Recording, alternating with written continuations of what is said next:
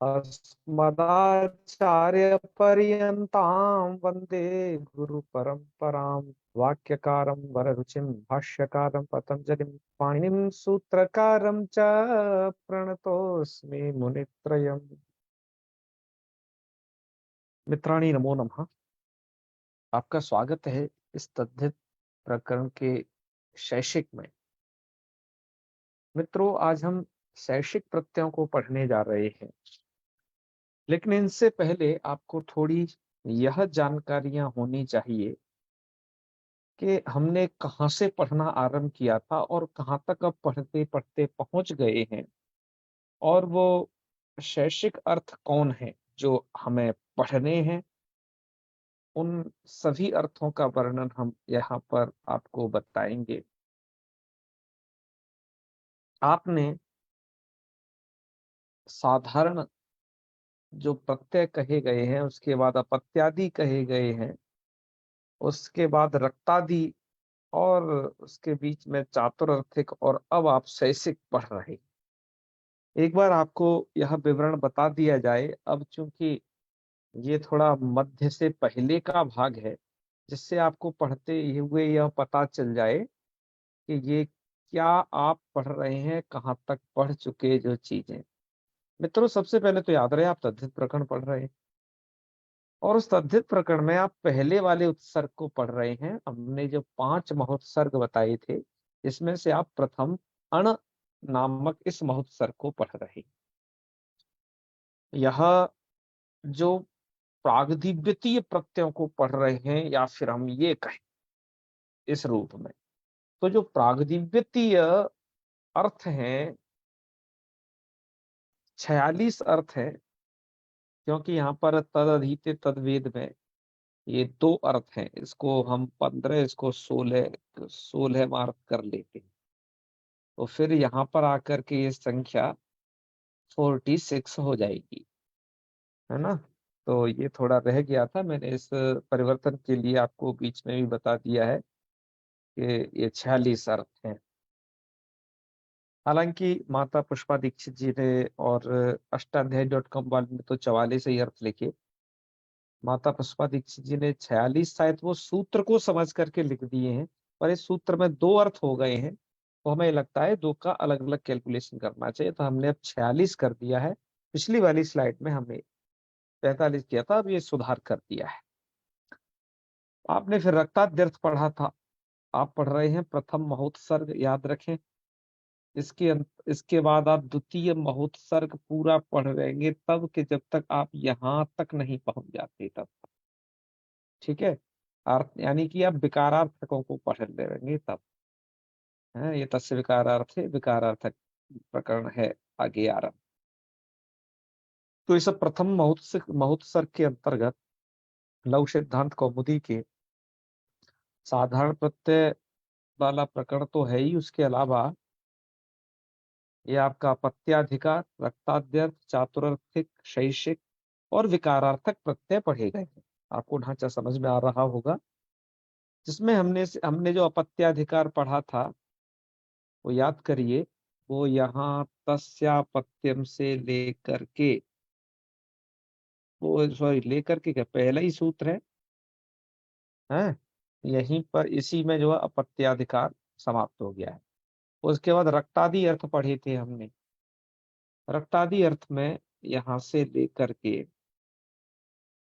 नक्षत्रेण युक्त कालः, परिवृतो रथ, ये सब ले जाइए, तद अधीते तद वेद, यहाँ तक के जो अर्थ थे वो रक्तादि अर्थ थे। यहाँ तक हमने पढ़े। इसके बाद हमने चातुर्थिक प्रकरण पढ़ा था, उसके ये 4 अर्थ ये पढ़े थे। मैं आपकी जानकारी के लिए एक बात और बता दूं, यहाँ पर जो ग्रीन कलर जिनका किया गया है अर्थों में, वो सभी लघु सिद्धांत कौमुदी के अंदर भी पठित हैं, अतः उन्हें थोड़ा ग्रीन कलर से, एक अलग कलर से कर दिया गया है। तो ये हो गए आपके, ठीक है, अर्थों का विवेचन। अब यहाँ पर आप शैक्षिक को पढ़ने जा रहे हैं, तो अथ शैक्षिका में कहाँ से लेकर के यहाँ से माने कि तत्र जातः से आरंभ करके तस्येदम तक के अर्थ है। तस्येदम इधर है, ये पढ़ा गया है तस्येदम। यहाँ तक हमने लिखा भी हुआ है इति शैषिका, ये शैषिक प्रकरण है। तो आप इस तत्र जातः कृत लब्ध प्रीत कुशला प्राय भव संभूते इत्यादि और जो प्रसिद्ध अर्थ हैं लघु सिद्धांत कौमुदी में तो चूंकि वही दिए गए हैं, वैसे तो ये शैषिक अर्थ 24 अर्थ हैं ये तस्सेदम तक। इनको संक्षिप्त में अर्थ करने के लिए वृत्तिकार ऐसा प्रयोग कर देते हैं जाताद्यर्थ, क्योंकि जाति जातः अर्थ यहाँ पर पहला है। जाता माने उत्पन्न हुआ, ये अर्थ पहला है। इसलिए यहाँ पर टीकाकार जब शैक्षिक अर्थों में प्रत्यय विधान करेंगे तो ये कहेंगे कि वो जाता जातादि अर्थों में वो प्रत्यय हो, ये बात कहें। मित्रों वैसे तो ये शैक्षिक जो अर्थ हैं वो 24 हैं, लेकिन यहाँ पर लघु सिद्धांत कौमुदीकार ने सिर्फ 12 शैक्षिक अर्थों का संकलन किया है। हमें ये 12 ही शैक्षिक अर्थ पढ़ने हैं, इसके अलावा भी क्या कुछ और पढ़ने होंगे क्या, या फिर इन 24 के अलावा भी कुछ शैक्षिक अर्थ होते हैं क्या, ये विचार हम आगे करने वाले। तो इस शैक्षिक के बाद यदि हम तस्य विकारा पढ़ लेंगे तो मान लीजिए प्रथम महोत्सर्ग को पूरा कर लेंगे। अब हम द्वितीय महोत्सर्ग में बाद में प्रवेश करेंगे। ठीक है, ये प्रकरण की आपको समझ हो गई होगी। मैं एक बार इसके अधिकार को फिर बता देता हूं, क्योंकि इसके अधिकार की चर्चा फिर चलेगी। तब है वहां से लेकर के शैक्षिक अर्थ कहाँ से स्टार्ट होते हैं, तत्र जाता से लेकर के अर्थ अर्थ का केवल बता रहा हूं आपको मैं। वैसे तो शेषे सूत्र पर वो अधिकार को पूरा बताया जाएगा। तत्र जाता से लेकर के तत्रेदम तक के जो 24 अर्थ हैं उन्हें हम शैक्षिक कहते हैं। लघु सिद्धांत कौमुदीकार ने उनमें से 12 मुख्य, उन्हें जो लगा कि लोक में बहुत प्रयोग होने वाले अर्थ हैं, उनका उन्होंने वर्णन किया है। आइए हम प्रथम स्लाइड में प्रवेश करते हैं कि वहां क्या विषय वर्णित है। अब हम मित्रों शेष से इस सूत्र का व्याख्यान पढ़ते हैं। तो इस सूत्र का व्याख्यान मित्रों हमने बहुत सारे ग्रंथों से पढ़ा, जाना, समझा। अब उसको आपके सम्मुख प्रस्तुत करते हैं।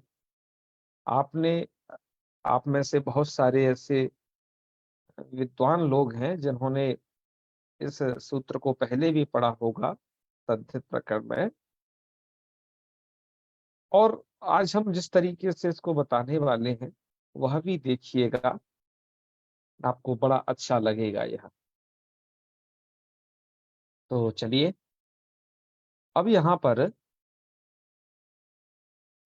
हम शेष सूत्र को पढ़ते हैं। शेष सूत्र किस प्रकार का है, ये अनादि प्रत्यय विधायक, ये विधि सूत्र भी कहलाता है और ये अधिकार सूत्र भी है। माने कि ये सूत्र ऑलराउंडर है, थोड़ा सा है कि ये गेंदबाजी भी कर लेता है और बल्लेबाजी भी। इसमें ये विधि सूत्र भी है और अधिकार सूत्र भी है। मित्रों इसको दो तरीके का क्यों माना, इसको लेकर के बहुत सारा वाद विवाद व्याकरण के उच्च ग्रंथों में देखा जा सकता है। सिद्धांत कौमुदी की टीकाएं या काशिका की टीकाओं में, भाष्य में भी इसकी खूब सारी चर्चा है। हम उसमें से थोड़ा सा बस स्पर्श करेंगे, क्योंकि हमें उतना ज्यादा तो यहाँ लघु सिद्धांत कौमुदी के अंतर्गत पढ़ना नहीं है, क्योंकि हम तो मूल को लेकर के ही अपना पूरा व्याख्यान कर रहे हैं। लेकिन थोड़ा सा जब हम इस पंक्ति को पढ़ेंगे, तस्य विकार इत्यतः प्राक् शेषाधिकार लक्षणम च, तो आपको एक बार वह चर्चा थोड़ी सी सुना देंगे। माता पुष्पा दीक्षित जी ने भी शेषे सूत्र का जो वर्णन है अष्टाध्यायी सहज बोध नामक पुस्तक में बहुत अच्छे तरीके से किया है। वहां पर वो देख लेना चाहिए आपको। माने कि धैमी व्याख्याकार से भी बहुत अच्छा वर्णन वहां पर उन्होंने किया है, वह अवश्य देखना चाहिए। उसके अलावा गोविंदाचार्य जी ने तत्वबोधिनी जैसे वैयाकरण सिद्धांत कौमुदी की टीकाओं से भी इस पुस्तक अपने वैयाकरण सिद्धांत कौमुदी की जो उनकी हिंदी व्याख्या है गोविंदाचार्य जी की, उसमें उन्होंने किया है। लौकिक सिद्धांत में तो कोई उन्होंने विशेष वर्णन नहीं है। और भी बहुत सारे टीका टिप्पणी वाले ग्रंथ हैं।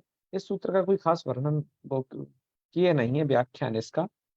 तो कैसे इसको सूत्र को समझना चाहिए, क्या करता है, ये विधि क्यों है, अधिकार ये सूत्र क्यों बनाना पड़ता है, किन अर्थों में ये अण प्रत्यय होता है, शैक्षिक अर्थ और कौन-कौन से हैं, ये सभी हमें पढ़ना है। ठीक है? तो चलिए सबसे पहले हम चर्चा कर लेते हैं सूत्र के सामान्य प्रक्रिया अंश पर। सबसे पहले सूत्र का सामान्य अर्थ और फिर से क्या-क्या शब्दों की सिद्धि है, किन अर्थों में की है, वो सब पहले देख लेते हैं। शेषे सूत्र का अर्थ करते हुए वरदाचार्य जी लिखते हैं, अपत्यादि चतुरर्थ्यंतात् अन्यो अर्थः शेषः तत्राणादयः स्युः। किसी प्रति में यहाँ पर शेषः के बाद इधर पूर्ण विराम भी लगा दिया है। तो अब इस सूत्र का अर्थ ये बना, अब देखो पहले शेष पदार्थ क्या है इसको वर्णन कर रहे हैं यहाँ तक, क्योंकि सूत्र बनाया शेषे। अब शेषे जो सूत्र है, अभी बहुत सारे अर्थ कहने बच गए हैं। कुछ ही अर्थ अभी देखिए, वरदराजाचार्य जी ने कुछ ही अर्थों का वर्णन किया है। मतलब पाणिनि जी ने अभी पूरे अर्थ कहे नहीं। पाणिनि जी ने अभी अपत्यर्थ को कहा और रक्तादि अर्थ कहे और चातुर्थिक से चार अर्थ वो और कहे हैं, और उसके बीच में ही ये शेषे घुसा दिया, और उसके बाद में तस्य विकारः इत्यादि और सारे अर्थ भी बच्चे हैं तद्धित प्रकरण के। लेकिन उन्होंने शेषे क्या कर दिया, बीच में ही घुसा दिया। भाई शेष तो तब होता है जब सब कुछ कह लिया जाए, उसके बाद जो बच गया वो शेष है। अभी सब कुछ कहा नहीं है, माने कि शेष से इसके बाद भी विकार आदि अर्थों को आगे कहेंगे। तो फिर इस शेषे के रखने का क्या फायदा है, और इस शेषे पद का व्याख्यान फिर क्या समझा जाए, तो वो आप समझिएगा। यहाँ उसको वरदाचार्य जी ने लिखा, अपत्यादि चतुरर्थ्यंताद अन्यो अर्थः शेषः। ध्यान दें क्या कहा जा रहा है कि अपत्यादि से लेकर के चतुरर्थ्यंताद, अर्थात अपत्यादि से लेकर के और ये आपका चातुर्थिक प्रकरण जो था वहां तक के जो अर्थ हैं, और हैं, उनसे अन्यो अर्थ, उनसे बचा हुआ जो अर्थ है वो शेष कहलाएगा। वो क्या कहलाएगा, वो अर्थ कहलाएगा शेष। तो भैया ऐसे कौन कौन से अर्थ बच गए हैं जो वो शेष हैं। ठीक है, कहा कि भैया अभी ये बहुत सारे अर्थ बच गए हैं, वो शेष हैं। कौन कौन से, देखिए इस अपने रेड कलर में लिख दिए हैं। ये ऐसे अर्थ हैं जैसे तेन गृह्यते, तेन श्रूयते, तैहि प्रतिपाद्यते, तत्र पृष्टम, तैहि ऊह्यते, तत्र दृश्यते। ये जो भी अर्थ यहाँ पर ये कहे गए, बताए गए, ये अर्थ पहले आए नहीं। अर्थात आपके अपत्यादि में नहीं आए ये अर्थ, और ना ही आगे विकारादि में आने वाले हैं। तो ये अर्थ शेष है। अच्छा, दूसरी बात ये भी जानी जाए, कहा ये जो अर्थ कहे गए यहाँ पर, वैसे तो शैक्षिक प्रकरण के अंतर्गत जात आदि अर्थ हैं। अभी आपने देखे इनकी जो चर्चा है वो किसी भी सूत्र के माध्यम से नहीं है। ये गृह्यते, श्रूयते इत्यादि है ना, जैसे तत्र भव, तत्र जातः, तस्येदम, इनके लिए सूत्र पाणिनि जी का बना हुआ है। लेकिन इन अर्थों की चर्चा किसी सूत्र के द्वारा नहीं है। ये कुछ ऐसे अर्थ थे जो प्रयोग तो होते थे लोक में, शिष्ट व्यवहार में ये प्रयोग तो होते थे, लेकिन इनका विधान किसी के द्वारा पाणिनि जी ने किया नहीं। तो उसके लिए पाणिनि जी ने शेषे सूत्र को पढ़ दिया। अब शेषे सूत्र क्या करेगा, जिन अर्थों का विधान है नहीं पाणिनि जी के किसी भी अन्य सूत्र द्वारा, लेकिन शिष्ट परंपरा में वो प्रयोग होते हैं, ऐसे शेष अर्थ बहुत सारे हैं। उनमें यदि आपको कोई प्रत्यय लगाना पड़े तो आप ये कह देना अण अण अण प्रत्यय उत्सर्गतः लगा देना, क्योंकि प्रागदिव्य तो ये प्रागदिव्यति प्रत्यय आप पढ़ रहे हैं और वहां तक अण का अधिकार, तो वहां पर आप क्या कर लेना, तत्रणादयस्यु, उन उन अर्थों में अणादि प्रत्ययों को कर लेना। ठीक है, तो आइए अब इन प्रयोगों की सिद्धि देखते हैं कि कैसे बनाने हैं, कैसे करने हैं। हम अभी एक महत्वपूर्ण चर्चा विधि और अधिकार सूत्र पर फिर आगे करने वाले हैं अंतिम पंक्ति में। आप विग्रह कर लीजिएगा, आपको रूप बनाना है चाक्षुषम। ठीक है, तो विग्रह क्या हो गया कि चक्षुषा गृह्यते, चक्षुषा गृह्यते इत्युक्ते जो चक्षु के द्वारा ग्रहण होता है। तो चाक्षुषम क्या कहलाएगा, चाक्षुषम होगा रूप। तो किस अर्थ में प्रत्यय हुआ, तेन गृह्यते अर्थ में प्रत्यय हुआ, किससे, शेषे सूत्र के द्वारा, क्योंकि ये अर्थ अभी तक कहा ही नहीं गया है, ना आगे कहा ना आगे कहा जाना है। तो यहाँ पर ये बनाएंगे हम चक्षुषा गृह्यते, ऐसा विग्रह कर लीजिएगा। चक्षुषटा, ये मूर्धन्य शकारांत शब्द है, चक्षुषटा अण, और आदि को वृद्धि करके चाक्षुष, अण का बचेगा अ, और आप आदि को वृद्धि कर ही लिए, तल देते चामादेश से, और यहाँ पर वर्ण सम्मेलन करके चाक्षुषम, ऐसा नपुंसक लिंग इसलिए बनाना पड़ेगा आपको क्योंकि ये रूपम जो विशेष्य है वो नपुंसक लिंग में है।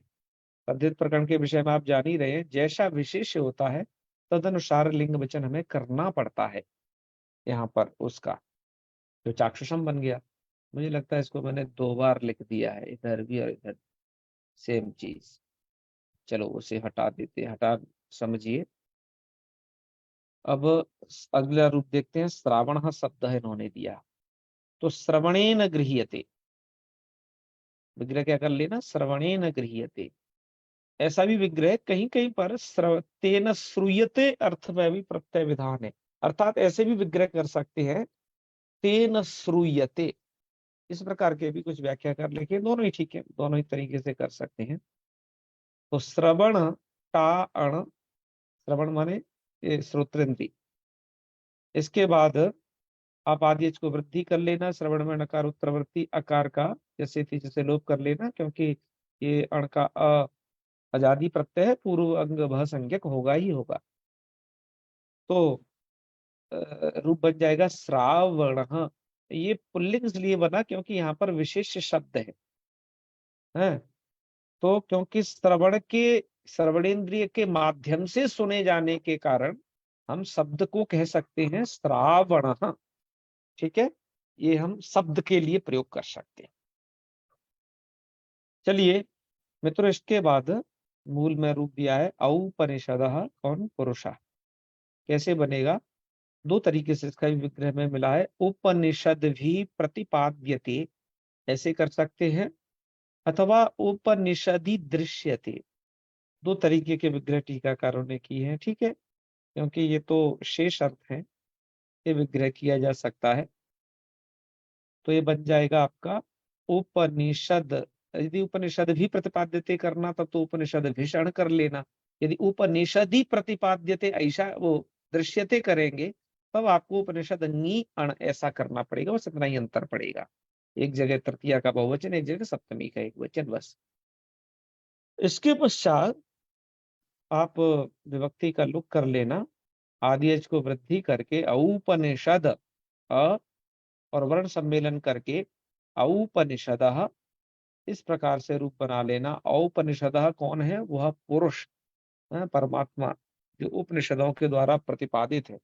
उपनिषद जिसके विषय में कहता है कि वह परमात्मा तत्व, वह पुरुष कैसा है, ऐसा है क्या, ऐसा है क्या, नेति नेति कहते हुए जो बच जाता है वह है वह। चलिए, ये आपका हो गया तीसरा अर्थ। इसके बाद चौथा अर्थ यहाँ पर बताया दृषदि पिष्टा दार्शदाहा। यहाँ पर तत्र पिष्टम यह अर्थ है, तत्र पिष्टम यानी कि उस समय पीसा गया। तो दृषदि पिष्टा यानी पत्थर पर पीसा गया। तो पत्थर पर मतलब जो चक्की होती है उसमें पीसा गया, ये समझ लेना। तो चकिया जिसे कहते हैं। तत्र पिष्टम इस अर्थ में दृषदि पिष्टा, तो दृषद शब्द दकारांत है, तो दृषद नी, दृषद पत्थर को कहते हैं पर यहाँ चक्की अर्थ में प्रयोग है ये। तो दृषद नी अण, और ये अब जब आदेश को वृद्धि करेंगे, री को वृद्धि आर होती है, तो स्थिति हो जाएगी दार्शद अ, और शक्तु शब्द बहुवचन में प्रयोग होता है। क्योंकि समूह, अन्न का जो समूह है वो है शक्तु। तो सक्त बहुवचन किया तो हमने यहाँ पर दार्शदाहा इसको भी बहुवचन में प्रयोग कर लिया जस विभक्ति लाकर। तो दार्शदा किसको कहेंगे, जो पत्थर पर पीसा गया, पत्थर पृष्ठम, वो है सक्तवह। सक्तु को हम कहेंगे दार्शदा। देखिए क्या क्या अर्थ आता है, तद्धित का चमत्कार आप देखिए। इसके पश्चात चतुर्भी उहियम चातुरम, चातुरम नाम सकटम। तो चतुर्भिर उहियम, चतुर्भिर के आगे गुरु प्रसाद शास्त्री जी अपनी लघु सिद्धांत कौमुदी के टिप्पण में कहते हैं कि अश्वही का अध्याय कर लीजिए, कि चतुर्भी अश्वई उहियम। यहाँ पर ये उहियम दिया है, हमने विग्रह करते वक्त जैसे उह्यते दे दिया है, अर्थ एक ही है। तो चतुर्भिर अश्वई उह्यम कर लीजिए, उह्यते कर लीजिए, या फिर चतुर्भिर है गोभी, या फिर अनडुद्ध भी, किसी को भी जो उसे ढोए। उहियते माने के चार के द्वारा जो ढोया जाता है, चार अश्वों के द्वारा या चार बैलों के द्वारा जो ढोया जाता है उसे कहेंगे चातुरम। विग्रह हमने चतुर्भी किया था, तो चतुर्भिष अण ले आना, आदि को वृद्धि कर लेना, चातुर अ, और स्वाधिकार कर लीजिएगा। चातुरम में नपुंसकलिंग में इसलिए बन जाएगा क्योंकि ये यहाँ पर विशेष्य के रूप में है सकटम। सकटम को हम चातुरम कहेंगे यदि वो चार बैलों के द्वारा या चार अश्वों के द्वारा यदि ढोई गई तो, है ये अर्थ संबंधित है यहाँ। इसी प्रकार से यहाँ पर एक अंतिम अर्थ और उद्धृत किया शैक्षिक का, कि चतुर्दश्याम दृश्यते। यहाँ पर ये अर्थ और है, चतुर्दश्याम माने कि तत्र दृश्यते, यह अर्थ और है। तो चतुर्दश्याम दृश्यते माने कि जो चतुर्दशी को चतुर्दशी में दिखाई देता, तो क्या कहलाएगा, चतुर्दश्याम दृश्यते चतुर्दशी नी, और अण यहाँ पर आप नी का कर लीजिएगा, सुपो धातु प्रातिपदिक से लुक, चतुर्दशी अ बनेगा, आदेश को वृद्धि करके चतुर्दशी के ईकार का ऐसे पीछे से लोप करके चातुर्दशम रूप बना लीजिएगा। चातुर्दशम या नपुंसकलिंग कौन है, क्योंकि यहाँ पर जो रक्षा शब्द है ना, वो विशेषण के रूप में, उसके उसके विशेषण के रूप में ये है, माने कि वो विशेष्य है रक्षा। रक्षा शब्द का अर्थ क्या होता है, टीकाकार लिखते हैं रक्षा माने राक्षसा। तो चतुर्दश्याम दृश्यते यानी कि ऐसे आगम अर्थात वेद की ऐसी प्रसिद्धि है कि चतुर्दशी की रात को रक्ष माने कि राक्षसा दिखाई देता है। वैसे रक्षा क्या है आप ये जानते हैं, माने कि ये एक भूत प्रेत यानी क्या क्या वो असुर योनि है, ये आता है कई जगह पर। रक्षो भूत पिशाचा नाम पशना देवनाशनम, कई स्तोत्रों में ऐसे शब्द आते हैं। तो रक्षा शब्द का अर्थ यहाँ पर राक्षस से है। तो जो चतुर्दशी को दिखाई देता है उस राक्षस को हम कहेंगे चातुर्दशम। इस प्रकार से ये विधान किए गए प्रत्यय। इन इन अर्थों में। और ये अर्थ ना तो शेषे के अधिकार से पहले, माने कि अपत्यादि चातुर्थिक पर्यंत जो अर्थ पढ़े उनमें ये अर्थ गृहीत है ही नहीं, ये अर्थ है ही नहीं कहीं पर। और इस शेषे सूत्र का अधिकार जहां है उसके भीतर भी जातादि अर्थ हैं, ये अर्थ नहीं है, और ना इससे आगे, और ना इन 24 अर्थ जो शेषे के है, शेषे के अधिकार में, उनसे आगे ये अर्थ कहे गए। ठीक है, आइए अब ये इतना इन्होंने विधान बताया, विधि बता करके यहाँ तक विधि सूत्र की महत्ता बतलाई। ठीक है, अब अधिकार के विषय में चर्चा कर रहे हैं कि अधिकार क्या है। तो इस लिखते हैं तस्य विकारः इत्यतः प्राक शेषाधिकार। तस्य विकार से पहले पहले तक शेषाधिकार चलेगा, माने कि इस शैषिक जो शेष सूत्र है उसका अधिकार चलना है। तस्य विकार, अब लगा लीजिए आप ये कहां तक चलेगा। 4 1 92 92 शेष सूत्र है। तस्य विकारा का है 4 3 134। ठीक है, बहुत सारे सूत्र बीच में पढ़े गए अलग अलग तरीके के शेषे के अधिकार में, पर इनके बीच में जो अर्थ आए हैं शेषे के, वो 24 अर्थों का विधान मैंने पिछली स्लाइड में आपको बताया था, वो 24 अर्थ है। और तस्य विकार तक वो अर्थ आपको मिलेंगे। और 24 में से आपको लघु सिद्धांत कौमुदी में तो मात्र 12 ही अर्थ मिलने हैं, तो ये 12 अर्थ हमें पढ़ने हैं। थोड़ा सा यहाँ पर प्रश्न यह, अब मतलब मन में यह होता है कि यहाँ पर इस सूत्र को विधि सूत्र मानना और अधिकार सूत्र मानना क्यों चाहिए। इससे पहले थोड़ा एक बात और बता दें कि यहाँ पर चेन्नई संस्करण में इतना और अधिक पाठ है लक्षणम च, माने कि यह जो सूत्र है तस्य विकार इत्यतः प्राक शेषाधिकार है, अधिकार सूत्र है। और लक्षणम च, ये लक्षण सूत्र भी है। लक्षणम शब्द का अर्थ होता है विधि है, ये विधि सूत्रम, माने कि ये विधि सूत्र भी है। ये सूत्र आपका लक्षण भी है और आपका ये सूत्र विधि सूत्र भी है। इस सूत्र को हम जब अधिकार मानते हैं, ध्यान दें, जब हम इस सूत्र को अधिकार मानते हैं तब क्या फल होता है, और विधि मानते हैं तब क्या फल होता है, दोनों क्यों माना जा रहा है, तो उसको समझें। बताया गया है कि इसके अधिकार मानने का फल यह होगा कि शेषे के भीतर आने वाले जो 24 अर्थ हैं, तो उनसे पहले और उनके बाद के अर्थों में जो घ आदि प्रत्यय इस प्रकरण में विशेष विशेष प्रकृतियों से विधान किए गए हैं, वे नहीं होंगे। ध्यान दें, हम फिर क्या कह रहे हैं कि इस सूत्र को अधिकार मानने का फल यह होगा कि इन यहाँ जो इस प्रकरण में 24 अर्थ पढ़े गए हैं और किस किस अलग अलग प्रकृतियों से वो पढ़े गए हैं, जैसे जातादि अर्थ, जात अर्थ यहाँ पर पढ़ा गया है, और कुछ विशिष्ट प्रकृतियों से विशिष्ट प्रत्ययों का विधान किया गया है इस प्रकरण के अंतर्गत। उदाहरण के लिए आपको एक बहुत ही प्रसिद्ध बतला दें कि यहाँ पर आगे राष्ट्रा पारावारा घखौ यह सूत्र आरंभ किया गया है। राष्ट्र शब्द से, अवार पार शब्द से घ और ख प्रत्यय का क्रमशः विधान किया गया है।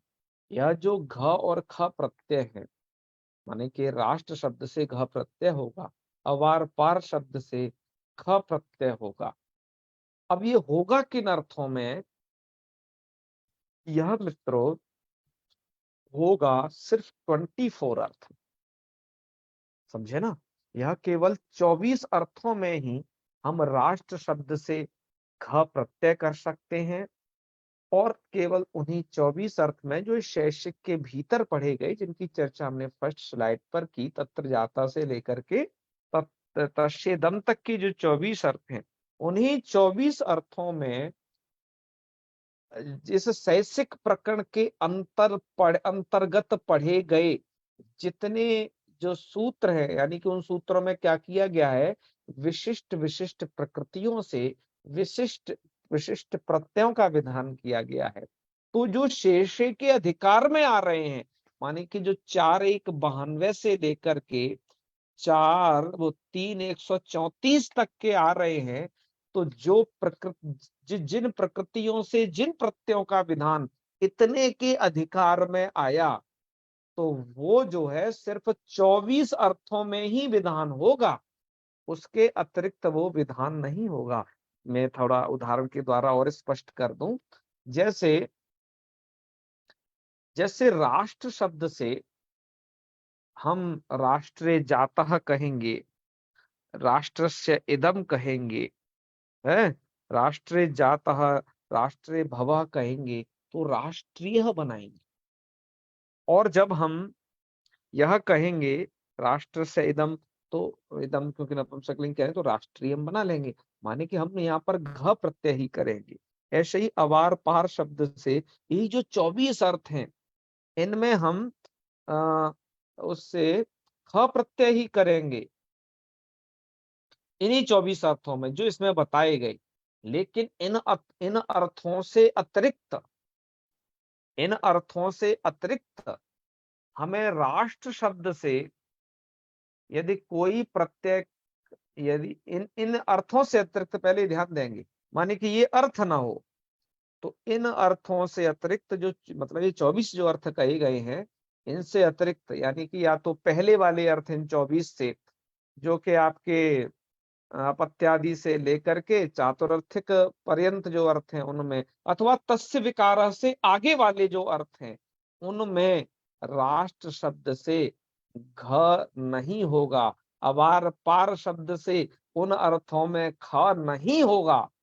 ठीक है, तो यदि आप बनाना चाहेंगे, जैसे तस्मै हितम नाम का एक अर्थ है, एक उदाहरण के लिए आपको बता रहे हैं कि तस्मै हितम नाम का अर्थ है। ये जो तस्मै हितम नाम का जो अर्थ है, यह आपके शैक्षिक प्रकरण से बाहर का अर्थ है। मैं माने कि विकार अर्थ से भी आगे चल के तस्मै हितम एक अर्थ आएगा आपका 5वें अध्याय के पहले पाद के 5वें सूत्र में। तो तस्मै हितम ये अर्थ है।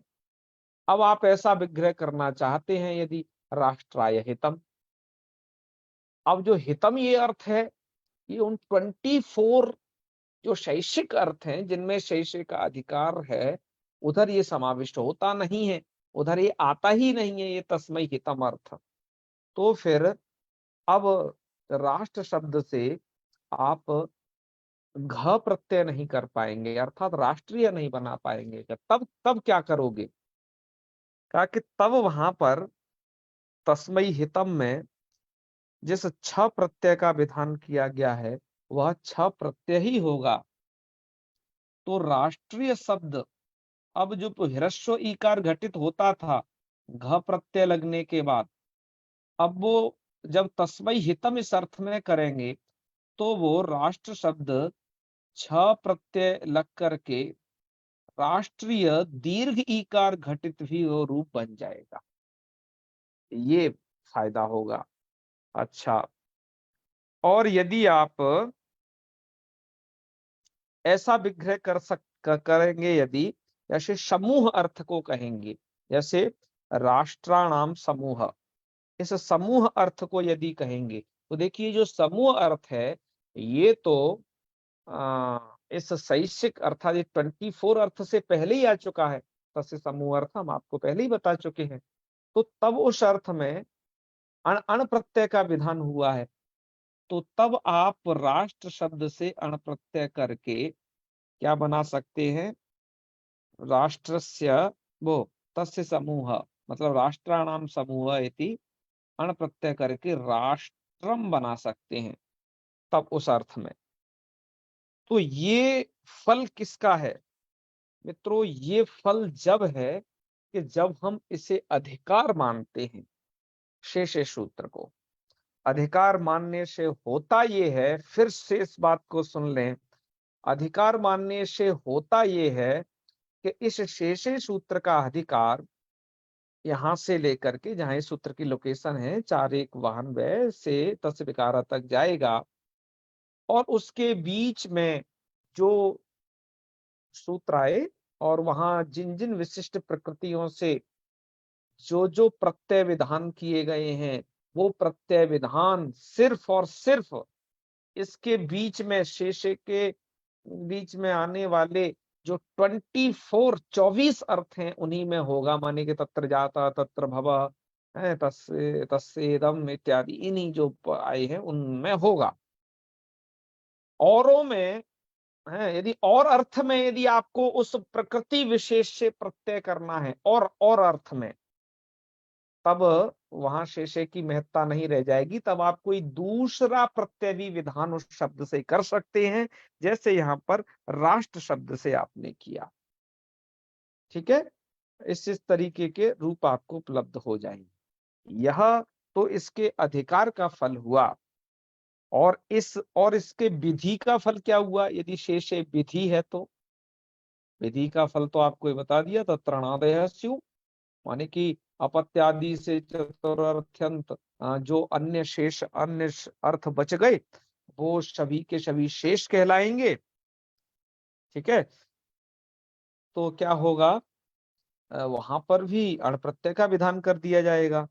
जैसे देखिए, इस तद्धित प्रकरण में जितने अर्थों में प्रत्यय का विधान किया गया, अरे आप अभी से ले लीजिए, जैसे आप अपत्यादि से लेकर के आपने चातुर्थिक तक, चातुर्थिक अर्थों में माने के ये कुछ प्रत्ययों का विधान किया। उसके बाद 24 ठो आपने शैक्षिक में अर्थों का विधान किया, और आगे भी कुछ अर्थों का विधान करेंगे। लेकिन कुछ अर्थ ऐसे हैं जो इस पूरे तद्धित प्रकरण के अंतर्गत कहे ही नहीं गए हैं, उनमें प्रत्यय का विधान करना है। ठीक है, जैसे तेन गृह्यते तेन श्रूयते तहि प्रतिपाद्यते तत्र पृष्ठम तहि ऊह्यते तत्र दृश्यते, ये अर्थ तो कहे ही नहीं गए हैं, ना तो पहले कहे हैं, मतलब ना तो शैक्षिक से पहले कहे हैं, ना शैक्षिक के बाद में कहे हैं। शैक्षिक में जो कहे हैं वो 24 अर्थ हैं, उनमें भी तो आए नहीं है ये। तो उसके लिए क्या करना पड़ेगा? यदि इन अर्थों में प्रत्यय करना है, तब इस सूत्र को आपको विधि सूत्र मानना पड़ेगा। विधि सूत्र मानने से होगा क्या कि आप इन अर्थों में भी सामान्यतः अण प्रत्यय विधान कर सकते हैं, जिससे क्या होगा, क्योंकि इस शिष्ट परंपरा में ये अर्थ मिलते हैं, ये शिष्ट प्रयुक्त जो संस्कृत है वहां पर ये अर्थ मिले। तो इधर भी शेषे के द्वारा पाणिनि जी ने इसको साध लिया, इस प्रकार के प्रयोगों को भी। अतः इसको मानना चाहिए आपको विधि सूत्र भी। ठीक है, तो विधि सूत्र होने का आपको प्रयोजन बता दिया कि जिससे हम इन अर्थों में भी तेन गृह्यते श्रूयते इत्यादि अर्थों में भी अण प्रत्यय कर सकते हैं। ये इसे विधि मानने का हुआ। और अधिकार मानने का ये होगा कि जो 24 अर्थ शैक्षिक प्रकरण के अंतर्गत कहे गए, और उसी शैक्षिक में जहां अधिकार बताया गया, कुछ विशिष्ट प्रकृतियों से विशिष्ट प्रत्यय का विधान किया, तो जिन विशिष्ट प्रकृतियों से जिन विशिष्ट प्रत्ययों का विधान हो रहा है वो शैक्षिक अर्थों में ही होगा, 24 अर्थ में ही होगा। और इन 24 अर्थ से पहले कहे गए अर्थ या इन 24 अर्थ के बाद में कहे जाने वाले जो अर्थ हैं, तो वहां तक माने कि तस्य विकारा से आगे वाले जो अर्थ है, उनमें यदि शैक्षिक में जो प्रकृतियां कही गई हैं, जैसे राष्ट्र पारा पार पारा में राष्ट्र प्रकृति और अवार पार प्रकृति से घ और ख का विधान किया गया, ऐसे बहुत सारे इसमें आप पढ़ेंगे हैं। दक्षिणा पश्चात पुरुषस्त्यक, ग्रामा ढकव, तो ये है, ऐसे बहुत सारे सूत्र इसमें आने वाले हैं जो जहाँ पर विशिष्ट प्रकृतियों का नाम ले लेकर के प्रत्ययों का विधान है। तो वो जो विधान होगा वो इन 24 अर्थों में ही होगा। उससे अतिरिक्त यदि आपको अर्थ करना है तो फिर आपको बाहर जा करके अन्य प्रत्यय उससे लगाना पड़ेगा। शैक्षिक अर्थों में यदि प्रत्यय लगेगा तो वही लगेगा जो विधान कर दिया, और इन्हीं अर्थों में ये इसके अधिकार मानने का फल होता है। हमने आपको इस सूत्र के विधि सूत्र मानने का क्या फल होता है, अधिकार सूत्र मानने का फल क्या होता है, इसको यहाँ पर व्याख्यायित कर दिया है। आपको यदि यह विषय शायद नहीं शायद उतना समझ में आए, वैसे तो हमने पुरजोर प्रयास किया है, तो आप एक बार यह भी करिएगा। मैं जिस ग्रंथ का आपको रेफरेंस दिया हूँ, अष्टाध्यायी सहज बोध से इस चीज को देख लीजिएगा, थोड़ा सहजता से बोध आपको भी हो जाएगा। तो इस पर फिर चर्चा आगे भी की जा सकती है, पर ये बहुत अच्छे तरीके से उन्होंने बताया।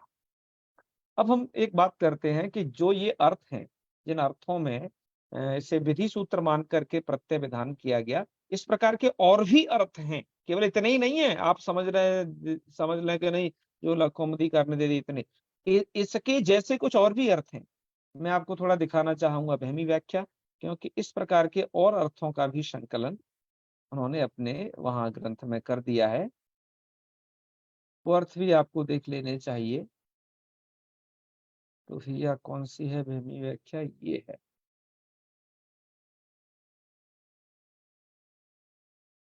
तो ये शैक्षिक हैं। यहाँ पर इन्होंने कुछ अर्थ संकलित किए हैं। अश्वई ऊह्यते, और उदाहरण दिए हैं। आश्व, अश्वों के द्वारा वहन किए जाने वाला जो रथ है, उसको आप आश्व भी कह सकते हैं, है ना। उलूखले छुड़ना, माने कि उलूखल में छुण, छुण माने कूटा गया, उलूखला बन जाएगा। उलूखला किसको कहेंगे, यावका को। कुणपम का अर्थ होता है सबम, तो कुणपम अत्ति, तो ये तम अत्ति अर्थ है, यहाँ पर ध्यान रखना, तो ये बन जाएगा कौणपम। और देखिए, ये तत्र छुन्ना अर्थ है, ये उलूखले छुन्ना। ऐसे ही स्मृति भी उपदिष्टा, स्मार्ता, स्मार्ता किसको कहेंगे, धर्म, क्योंकि वो स्मृतियों में उपदिष्ट है, इसलिए स्मार्ता, धर्म को हम कहेंगे स्मार्ता। वाह, क्या बढ़िया बात। ऐसे ही ब्रह्म जानाति है, तम जानाति अर्थ में प्रयोग कर दिया। क्या अण प्रत्यय ब्रह्म जानाति, यहाँ पर ब्रह्मन शब्द से अण प्रत्यय करके ब्राह्मण बना दिया, किस अर्थ में, तम जानाति अर्थ में। ओके, तो ये प्रत्यय का विधान है। इसी तरीके से वितरण, वितरणेन इत्युक्ते दानेन लंघ्यते है, माने कि तेन लंघ्यते, इस अर्थ में बन जाएगा, यानी कि वितरणेन लंघ्यते थी वही तरणी। ये अण प्रत्यय से बने हैं टोटल। अण प्रत्यय से आदेश को वृद्धि होनी है, और जो भाष संज्ञा प्रयुक्त कार्य हैं वो आप करते रहना, ऐसे पीछे जैसे। इसके पश्चात चक्षुषोर गोचरः इति क्या बन जाएगा, चक्षुषः, चक्षुषोर गोचरः इति चाक्षुषो विषय, विषय को कहेंगे हम चाक्षुषा, क्योंकि वो चक्षुओं के द्वारा गोचर है, इसलिए श्रुतौ विहितम। यहाँ पर इस अर्थ में श्रौतम कहेंगे किसको, कर्म को, क्योंकि वो श्रुति में विहित है। तो इस तरीके से ये यहाँ पर बताया गया, इन इन अर्थों में भी बन जाएंगे। ये इस प्रकार के अर्थ और भी हो सकते हैं शास्त्रों में। यदि आपको वहां अण प्रत्यय दिख रहा है, तो आप समझ जाइएगा कि नहीं, ये शैक्षिक है। और उसको, उसकी पहचान ऐसे करिएगा कि वो अभी तक ना तो अपत्य रक्तादि और चातुर्थिक अर्थों में नहीं आया होगा वो कहीं, और ना तो इस शैक्षिक में पढ़ा जाएगा वो, और ना शैक्षिक से बहिर्भूत आगे जो हम्म, अर्थ आने वाले हैं विकार आदि, उनमें वो पढ़ा गया। तो उनसे सबसे भिन्न अर्थ है, उनमें यदि आपको अण प्रत्यय करना है, तो ये शेष सूत्र है, यही अण प्रत्यय विधान करेगा। तो मित्रों, आज हम रखते हैं यहीं तक इस पाठ को, क्योंकि यह एक सूत्र अपने आप में पर्याप्त है, कई सारे इसमें उदाहरण थे। इसके पश्चात हम प्रसिद्ध प्रयोगों पर अब आगे इस पर चर्चा करेंगे, जो लघु सिद्धांत कौमुदी में इस क्रम से आए हुए हैं।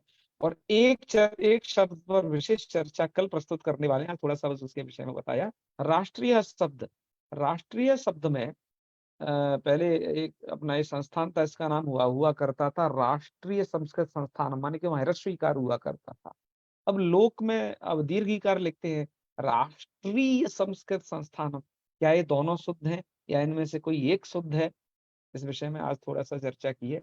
कल और कर लेंगे इस विषय में चर्चा, क्योंकि कल आप सूत्र पढ़ने वाले हैं, राष्ट्रा अवार पारा धखौ, और इससे आगे वाले सूत्रों को। तो हम कल ही जानेंगे इस विषय को, तो आज के लिए इतना ही। तो अब दीजिए आज्ञा, चलें समापन करेंगे। ओम सर्वे भवन्तु सुखिनः, सर्वे सन्तु निरामयाः, सर्वे भद्राणि पश्यन्तु, मा कश्चित् दुःखभाग् भवेत्। ओम शांति शांति शांति। सर्वेभ्यो नमो नमः। शुभ रात्रि। प्रणामाः। हर हर महादेव सभी को। मोहित जी आपको हर हर महादेव।